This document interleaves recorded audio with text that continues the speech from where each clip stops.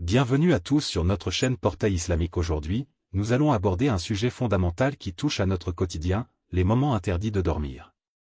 Dans ce monde rempli de défis et d'épreuves, il est essentiel de se souvenir que notre seul refuge est Allah, le grand pourvoyeur. Le prophète, paix et salut sur lui, nous a enseigné l'importance des moments propices à l'adoration et nous a informé de la répartition des subsistances.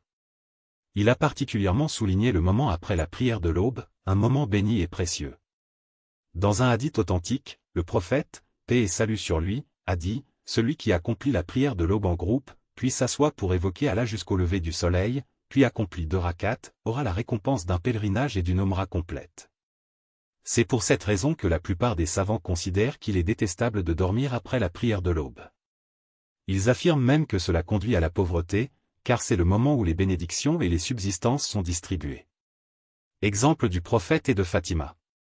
Un exemple illustrant cela est le jour où le prophète, paix et salut sur lui, passa devant sa fille Fatima, qu'Allah l'agrée, alors qu'elle était couchée après l'aube. Il lui dit, « Lève-toi, ma fille, et assiste à la distribution de la subsistance par ton Seigneur, et ne sois pas parmi les négligents. » En effet, entre l'aube et le lever du soleil, Allah répartit les subsistances à ses créatures. Se lever tôt est donc une source de bénédiction et de succès.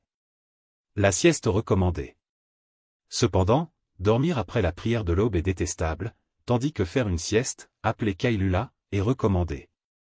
Le prophète, paix et salut sur lui, faisait souvent la sieste entre la prière du Zour et celle d'Asr.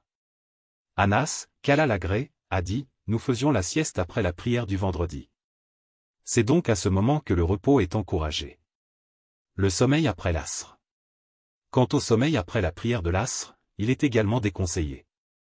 Le prophète, paix et salut sur lui, détestait dormir après Asr, car cela est considéré comme le début de la nuit, un moment où il est préférable de rester éveillé. Les savants ont expliqué que dormir à ce moment peut diminuer les bénédictions attendues et augmenter les conséquences néfastes.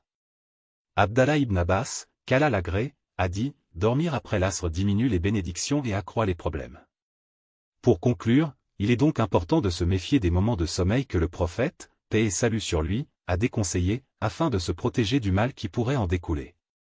En suivant ces recommandations, nous espérons bénéficier des bénédictions d'Allah. Doigt de conclusion. Ô Allah, accorde-nous ta protection, ta miséricorde et fais descendre sur nous tes bénédictions. Toi, le miséricordieux des miséricordieux. Allah est le plus savant. Merci à tous de nous avoir suivis.